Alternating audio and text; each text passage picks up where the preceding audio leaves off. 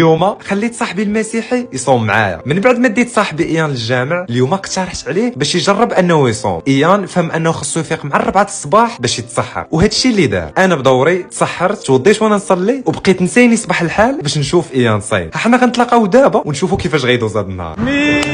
ايان فرحان بزاف بهاد الاكسبيريونس وهو براسو قالها ليا. تمشينا وقال لي ان حتى الساعه الصيام دايز بخير.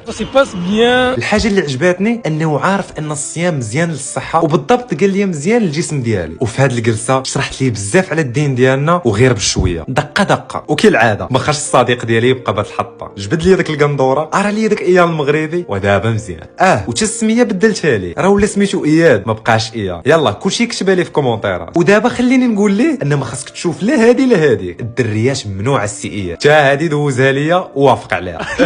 لا تمشينا ومازال يلاه الربعه ديال العشيه. وبيني وبينكم عجبني اياد بالتفهم ديالو والاهتمام لاي حاجه كنقولها ليه. وصلات عليا صلاه العصر ومشينا للجامع. خليت اياد مقابل مع الجامع ودخلت نصلي. فاش ساليت وريتو القران وقريت قدامه واحد الصفاحي. Ian, tu penses à manger? On respecte. يا اياد يا قلنا ممنوع العنصر النسوي. ايوا صافي صدقات عا كتسول فيه. وصلت ل5 د العشيه وبقينا نتمشاو وندورو حتى وصل وقت المغرب. C'est fini. C'est dur, hein. صليت ومشينا نفطروا. جات الكوموند خلينا ناكلو دابا. اياد راه مقتول بالجوع وحتى انا. Vraiment belle expérience pour moi aujourd'hui. Le prochain Ramadan, Inch'Allah, tu vas répéter. D'accord, d'accord.